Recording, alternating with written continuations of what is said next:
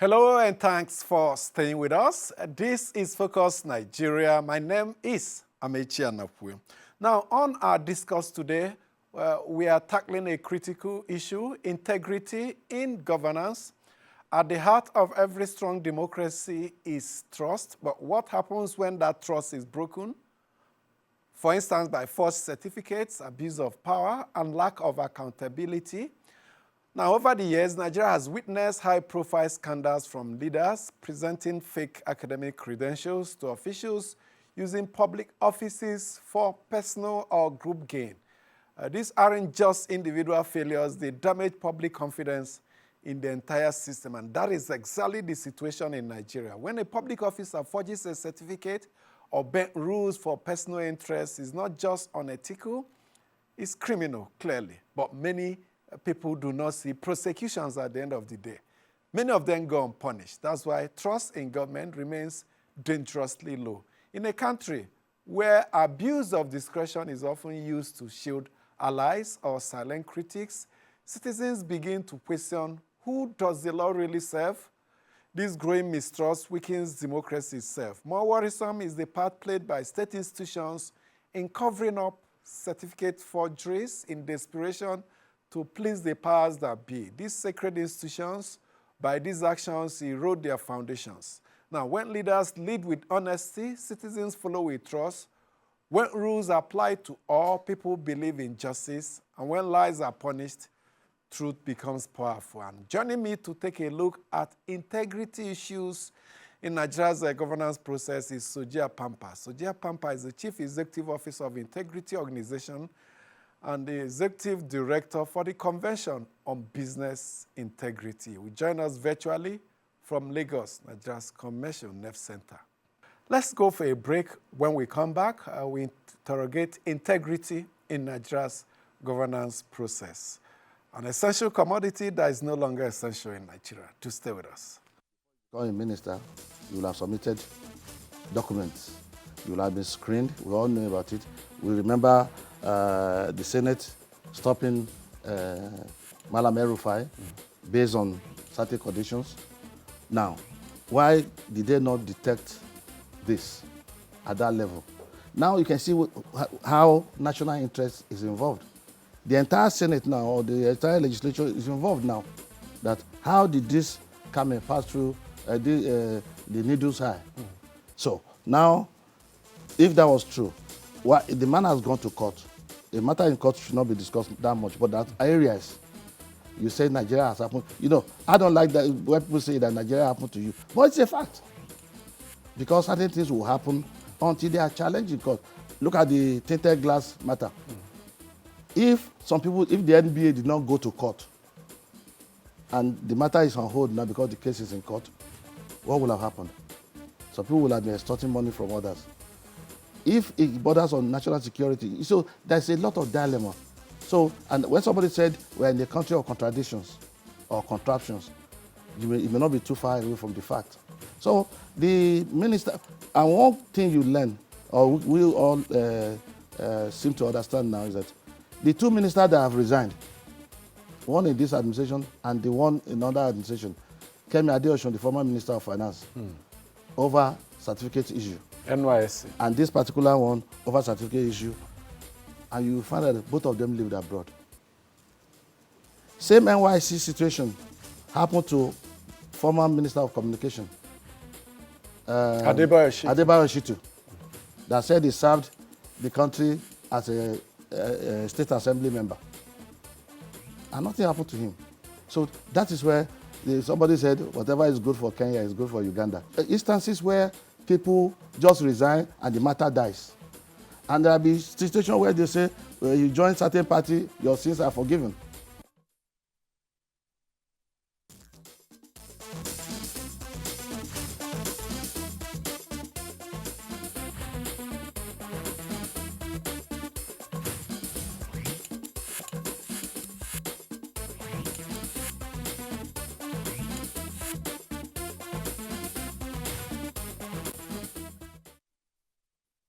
Thank you so much for staying with us. Let's welcome our guest. Soji Apampa is Executive Director, Integrity Organization.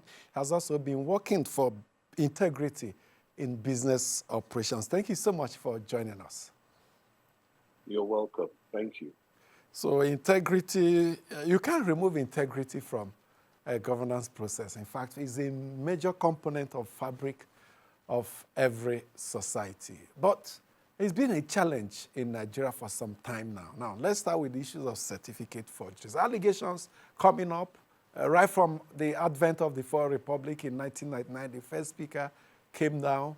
It's been on, but the worrying trend now is the attitude of state institutions and agencies that appear to be complicit in either generating these fake certificates or even trying to cover up. Let's get your perspective as we start our discussion today. Well, it's not as though those who are involved don't know what is going on. So what government always likes, or rather what the politicians would prefer, is to bring you in, and if you don't have any skeletons in your cupboard, and you tell them, oh, but I haven't done my NYSC, then they'll tell you, never mind, we'll sort that one out. It has been resolved. But naively, those who then go forward don't realize that then the trump card is in their hands. And when they're ready, they'll play that card and remove you from office. So, it's a case where we're not quite doing our due diligence because of political exigencies. And we're allowing political interests to override the integrity, the very integrity of the system. And this is how come it's very difficult to rely on institutions in Nigeria, because individuals are always able to subvert those institutions in the end. And that's quite sad. Institutions are supposed to be there for state interests, withstand such vulnerabilities and rise above the society. But we have seen institutions put right under the society, trampled upon in the processes. Yes, but they're doing it because they can. They're doing it simply because they manage to do it, get away with it. Nothing is done by anyone else. And you find the few people who manage to speak up, they're able to snuff out their voices. So at the end of the day, it's a case of catch me if you can.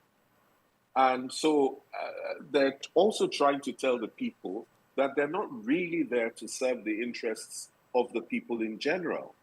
But hey, we're talking very hypothetically about these situations. We're not speaking about a very specific case, because it would be good to know the facts in a case. And in this particular case, was it that the things were not checked? Because we know that for you to go for sensitive positions, you have to have DSS clearance, and you have other clearances before you are approved to be considered by the National Assembly for the role of minister and so on.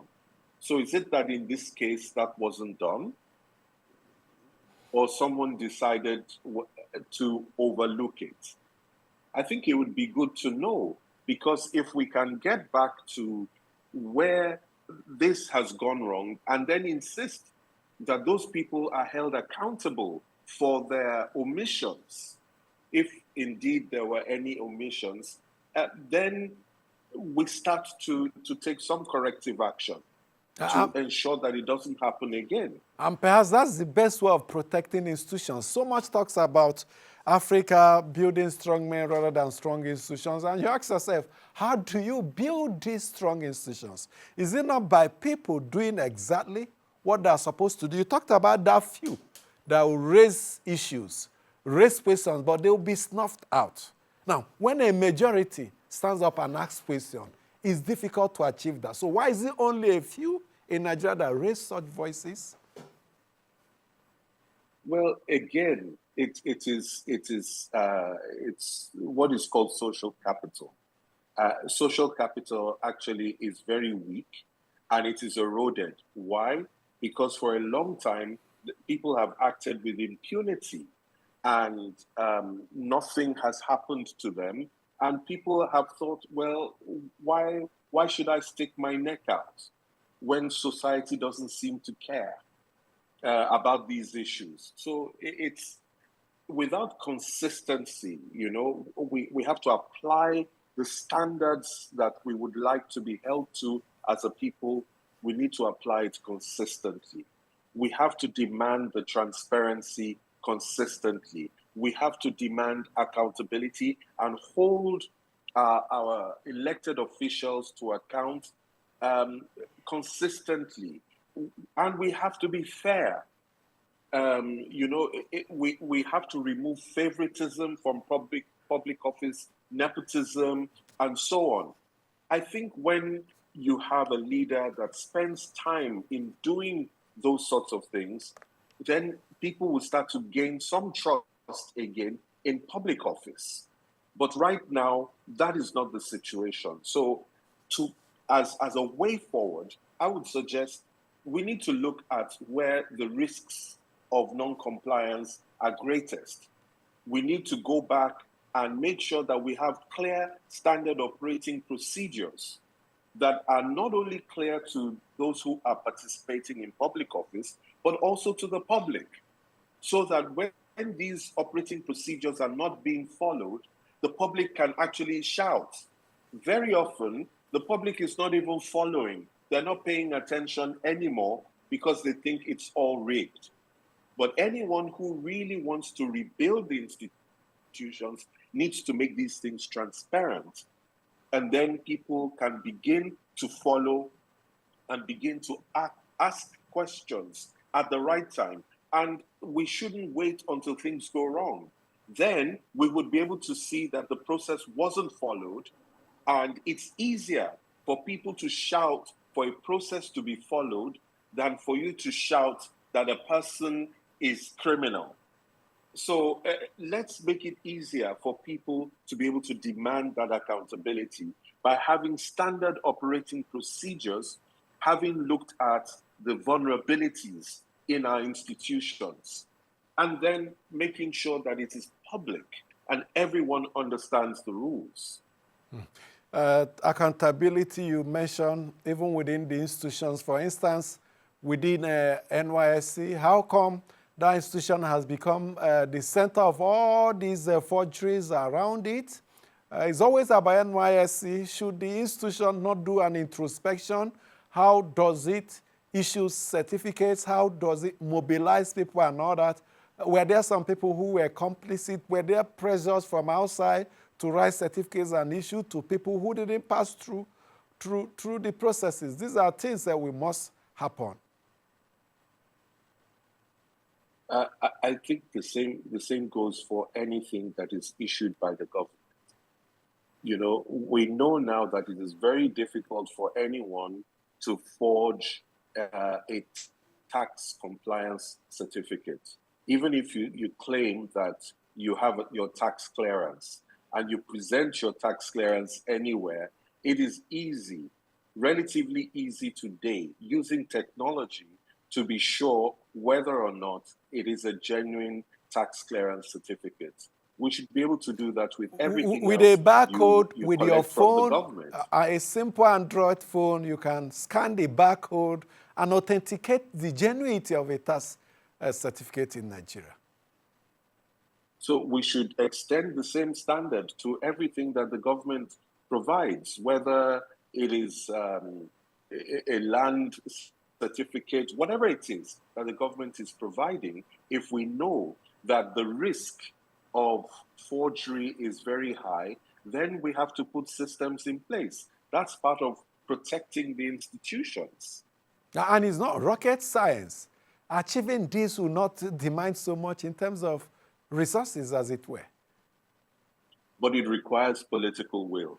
Absolutely. It requires people who actually want that to happen. You see, the reason why we're not really dealing with the issue of corruption in Nigeria is because secretly many people believe corruption can still work for them.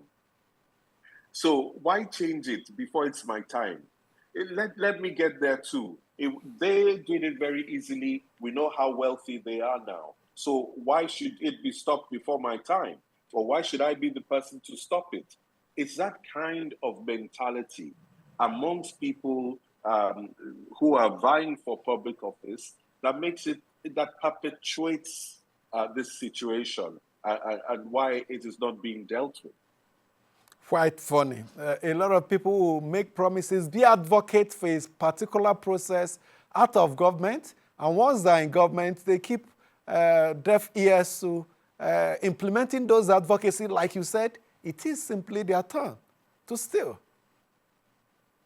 Quite sad. Yes, it's quite sad. But we should always remember that we, the people, also have a responsibility. And if we're not holding them to account enough, then we should also take our share of the blame for how our institutions have turned out.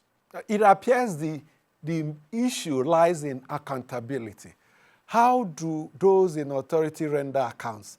How much of demand are the citizens through ordinary citizens, civil society organizations, organized groups, the media? How much of demands are they making on these people? That's where the problem lies.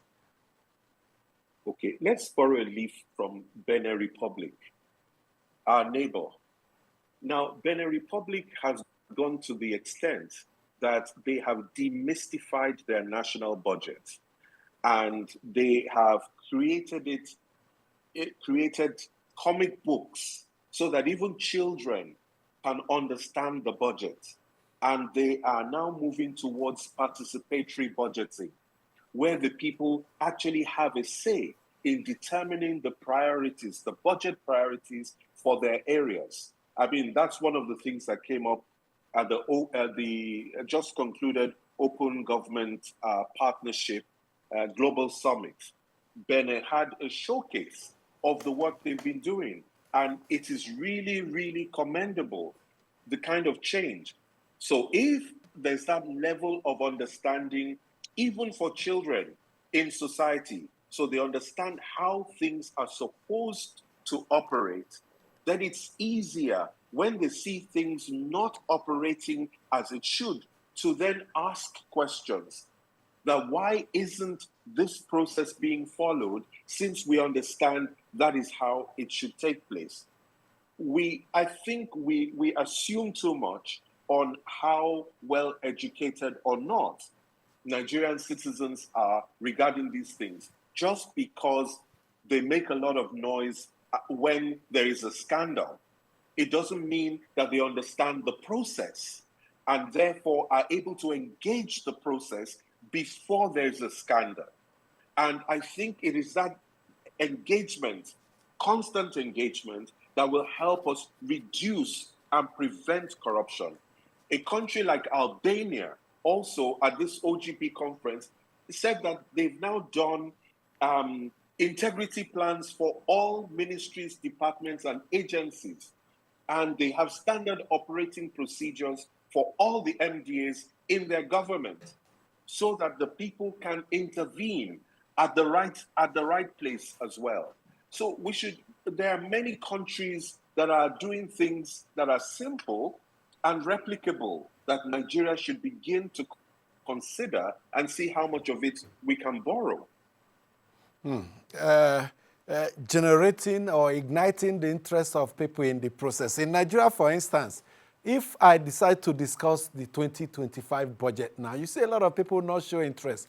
There's that problem of Nigerians not owning these processes. They don't see a budget. They don't locate their interest within the budget. They see it as a government thing.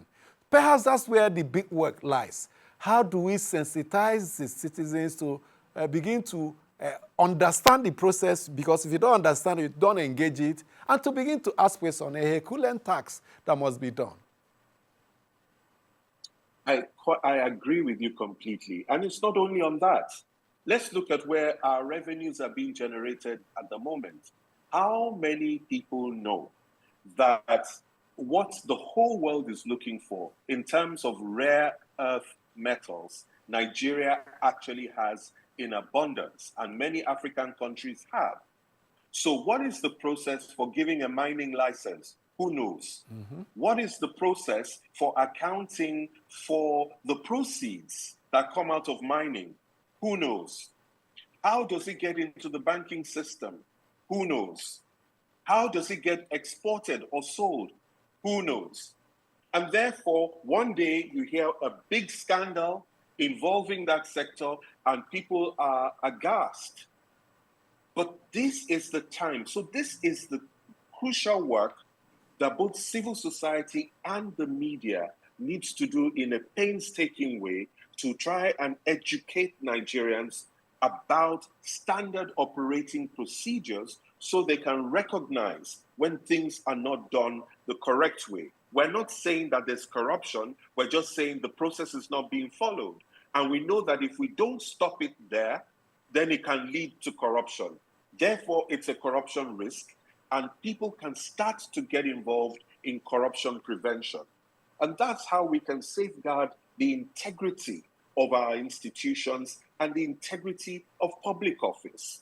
If we leave it just to the politicians, then they're able to arbitrage between this interest and some other interest. That's the and not problem really the we interest have of in the our dear people. country. We leave these things to the politicians. It's their thing, we say, and I keep off.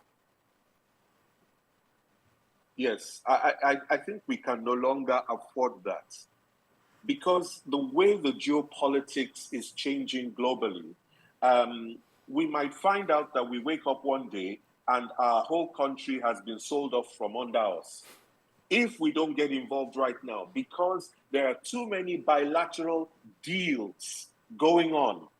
And if deals are happening and we're not involved, we don't even know how the deals are being arrived at. And we wake up one day and hectares across this country have already been sold. What do we know? We will just find ourselves back to the slave trade, that we are now slaves of some other master, without a single bullet being shot.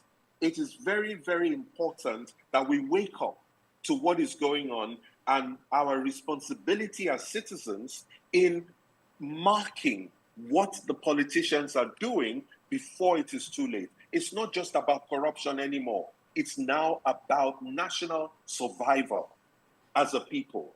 So I think this is an important wake-up call that we should go back to what it means and why integrity matters in public office.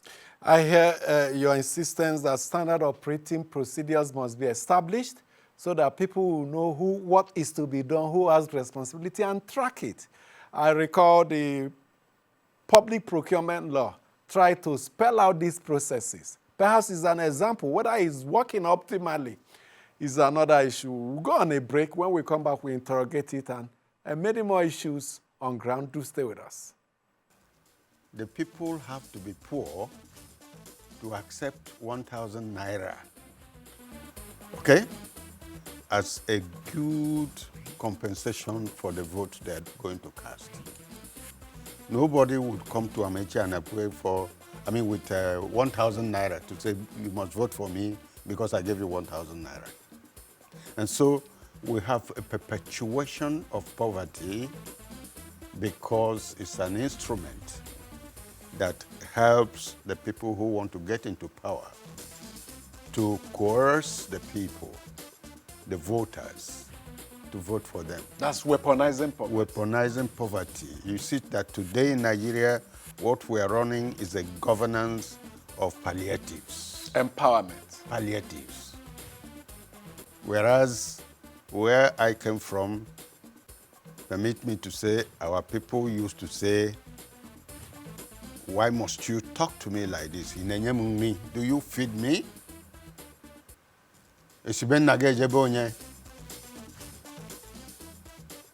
Huh? From your father's house, where else should I go? So that made people independent in thought. in word and in deed. And where that is broached, where someone feeds you, he takes over your thinking pattern. Naturally, naturally. So there is weaponization of poverty to make sure that the people stay at a stage where you come to dictate to them how to think, where to vote, whom to vote. It's most unfortunate. And they become vulnerable to religious and tribal For sure. influences. Because they have nothing else to convince you about. So, they weaponize poverty to continue subjugating the people perpetually. To vote for them. So much for staying with us.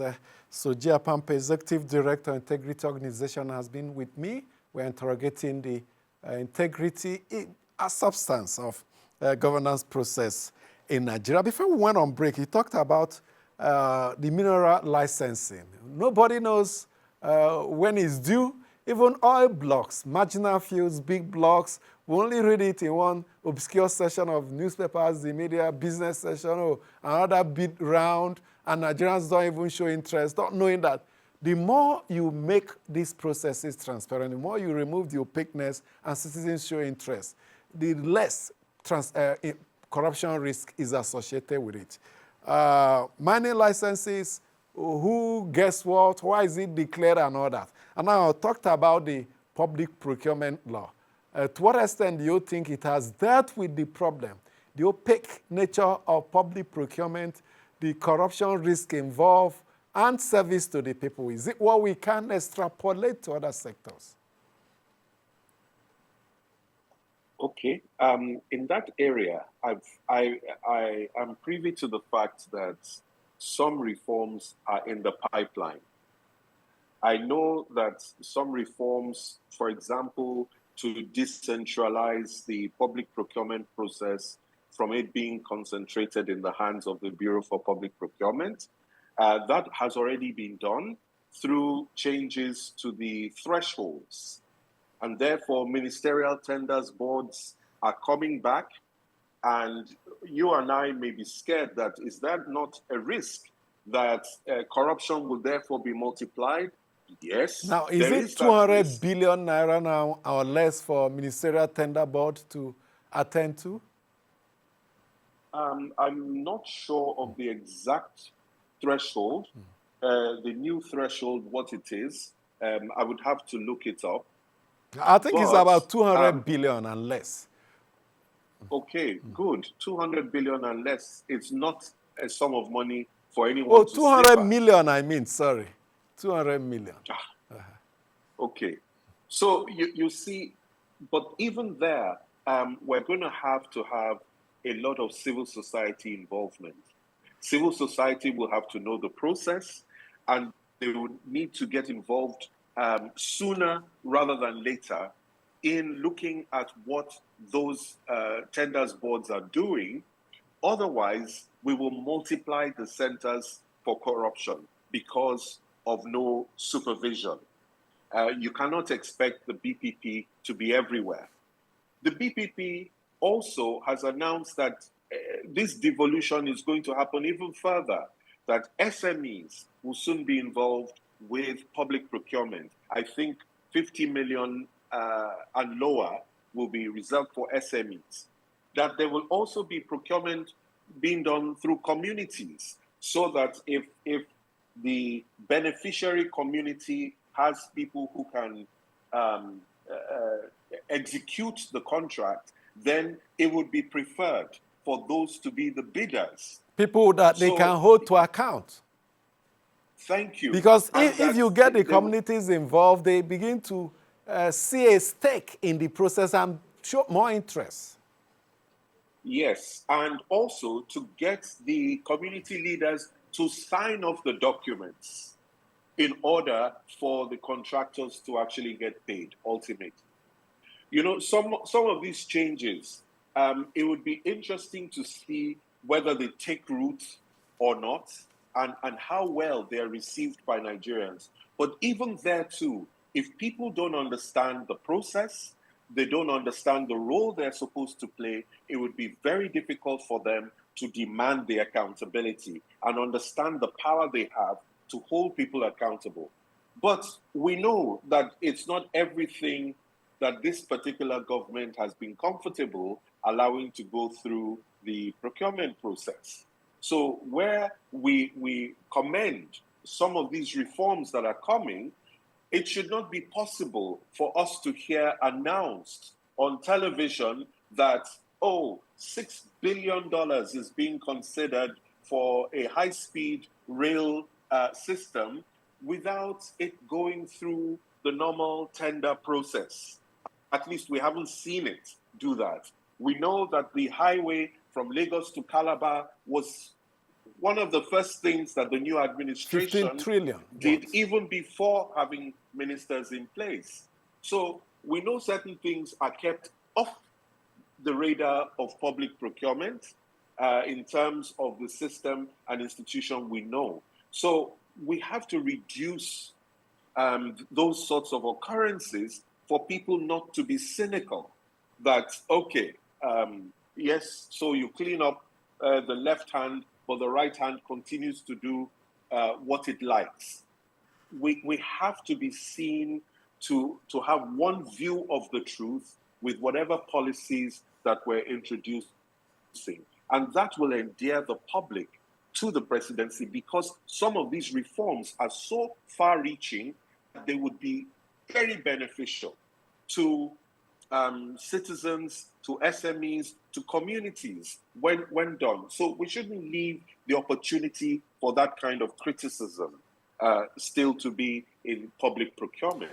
Not just the coastal highway, the big contracts, rebuilding of the old terminal in MMA, many of them in multi-billions were done with just that presidential waiver being granted. Yes. Taking it away from some normal bid process and order. But the more the people get interested, the better in terms of doing away with corruption. Because I recall one incident, I think it's the Minister of Transportation, was it last year or so, planning some rail system in the southeast and all that, and one firm registered in UK without any history of business involvement in that magnitude being announced as the preferred bidder, and public reaction forced the ministry to backtrack. These are key examples of where citizens, civil society, organizations, and the media can show more interest to protect public interests. Yes. Yes. You know, because if you're going to drain the pond, it's not the frogs you will ask about draining the pond. The frogs will never be on your side.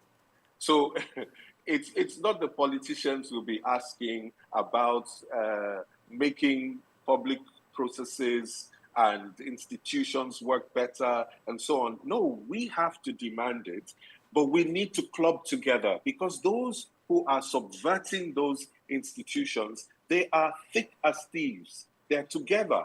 They make these decisions together. But those who would like to preserve it seem so sanctimonious.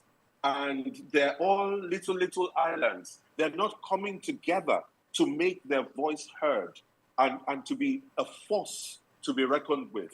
I think that this has to change if we're going to improve integrity in public office. We may come back to issue of integrity, transparency in government processes, especially procurement and mineral licenses and all that. But let's take a look at two key issues now. One, the power of discretion given to presidents, governors, prerogative of mercy, clemency, name it. And perhaps also the issue of nepotism. We just reviewed the situation in Madagascar. Part of the grasp of the young people is corruption and nepotism on the part of government. How do these two bear on governance in Nigeria and citizens' welfare and well-being? Yeah. I think the first thing that politicians in their defense will tell you is that Nigeria is not unique there. That the presidents prime ministers and so on have always had the power to pardon prisoners, for instance, the power to use their discretion, and they need to have that latitude. Yes, granted. However, there must be limits to the expression of those powers. There have to be limits to how much discretion. So, for instance, in our immigration law in Nigeria, let me give you an instance of discretion. It says that what constitutes a valid travel document will be decided by the Controller General of Immigrations from time to time. Not international standard. It is the discretion. So what then do rank and file officers do? They then decide that, you know what, this document is not acceptable. That document is not acceptable. And guess what? They're backed by law. The law gives them the discretion to be able to say what is an acceptable document and what is not an acceptable document.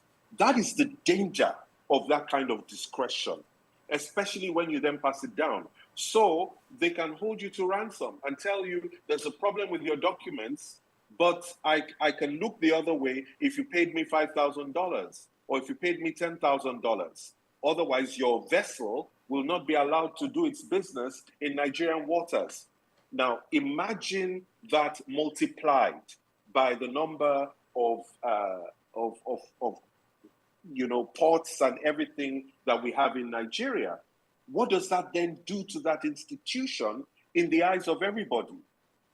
It just weakens it. So it will be an appeal from us to the higher-ups that they really have to curtail the use of discretionary powers, and which is why we prefer to have standard operating procedures, not discretion. Tell us, even within your discretion, So it's what are the standard rules? operating procedures rather than discretion. Yes. Even for At least you have your discretion. where you have You have your discretion, discretion if you go in to a council, defining if you go to an embassy ones. of Western countries in Nigeria, US, UK, for instance, the consular officer denies you visa, there's a provision for appeal. Once you file that appeal, higher authorities will review the processes that led to the decision in the process. So you see a system put in place to review discretion. We don't have it here with us. We don't have such. Is it that we don't have it, or we don't have anyone who can make it work, who can Absolutely. insist on it and follow it through? You'll be amazed that we actually have most of these things in place. I was talking, for example, about the maritime sector, where the Shippers Council used to play that role, that if you had a grievance and you let them know, they'll be able to take it to the higher-ups and on behalf of that shipper, try and resolve it. It doesn't quite work like that at the moment, and we need to get back to that situation where it can work like that, because we have seen it work before and we know it can work. For instance, FCCPC, you should be able to bring consumer issues to the FCCPC, especially when you think certain processes are not being followed, and have full faith and confidence that the FCCPC will take it up. So it's having those ombudspersons or those institutions that can act as an ombudsman to come in and assist ordinary citizens when things are not going according to standard operating procedures. So yes, you need the standard operating procedure. You need an accountability mechanism that can punish those who are not complying, but you also need a channel through which to make this report. There's also payback, report.gov. There's that channel as well. So there are these channels, and we just have to use them and make them work. If they're not working, we have to keep going back with the case until we get a final pronouncement. I'm in total agreement with you on the issue of discretion.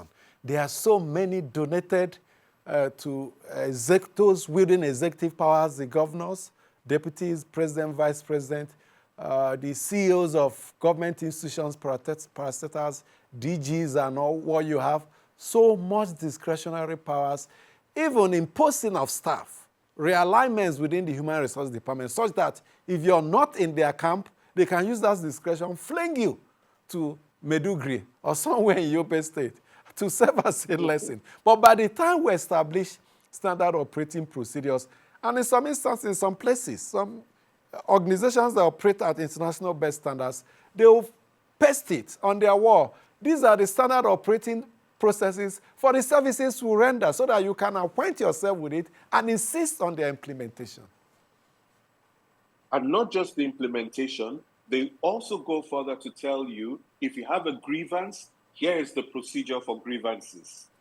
And here is our service level agreement. If you make a report, you will get an answer from us within 48 hours, and then this will happen, that will happen. It is that restores public trust in what government does. Politicians will be politicians, and that is their job that they're doing. But citizens and civil society and media should also do their own part. Absolutely. Which is to insist on these things and then watch over the process to ensure that the process is being followed. And that is the only way you manage to curtail what the politicians are doing. Because no politician will cut his own or her own power by herself. That will not happen, ever. It's a natural law of society we have to live with. We have about 4 minutes to go. Let's end with nepotism. Some say it's almost becoming state policy in the country. The former President Buhari was accused heavily of nepotism. Same with Tinubu. Go to any federal agency. Whoever is the CEO, bulk of management staff, or during recruitment, bulk of those to be recruited from their own part of the country. Has it become a state policy? It's certainly not a written policy, but it's an unconscious I agree one. with you, especially when we have the issue of federal character, well enshrined in our constitution to guide these processes. Yes. People, it starts with, I have to employ someone I can trust in this role. And the person I already know is this one, and he happens to be from my village. It's that kind of thing that we do. But if we truly have institutions and we have these standard operating procedures, they will also include how we recruit. And those procedures will have to be followed transparently. So if you're not following it transparently, where you're choosing from people who have the capacity from across the country to fill a role, then those who are watching can also blow the whistle.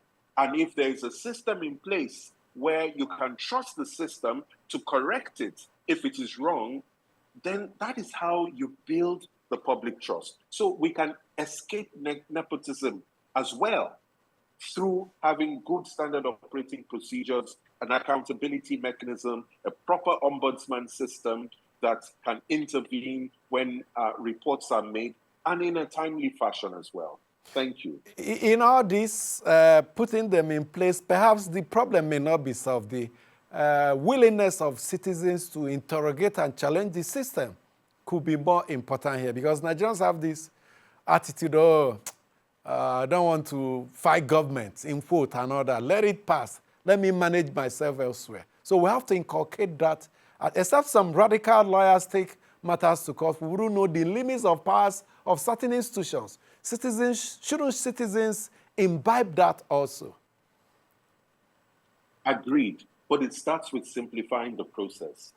If people understand that if this process is allowed to go through, then we minimize corruption, and you see it starting to go wrong, then you can blow the whistle. It's easier to blow the whistle on a process than to blow the whistle on wrongdoing.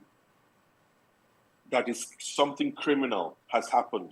usually at that point it's too late and everyone backs off. So if we want to have a good chance to engage better, more meaningfully, we need to have these processes clarified to everyone and what should happen clarified so they can take it up. Then the education is simple. You know, if it is not going as it should go, then this is what you can do. It's simple. And that story is easier to sell to citizens than telling them to risk their necks when something wrong has already occurred. That is a harder sell. Absolutely. Unfortunately, the whistleblowers law bill is yet to be passed. Perhaps when it's done, it will strengthen citizens to play their part. I don't know why the National Assembly has been stalling on that. Perhaps we'll have to put more pressure to have that go through. I have to thank you so much as Sojia Pampa, Executive Director, Integrity Organization, for joining us today and coming in with perspectives on how we can improve integrity in our governance process. Thank you so much for doing that. Thank you very much for inviting. And thank you also for being part of the discourse today. My name is Akpoti-Uduaghan. Have a good time.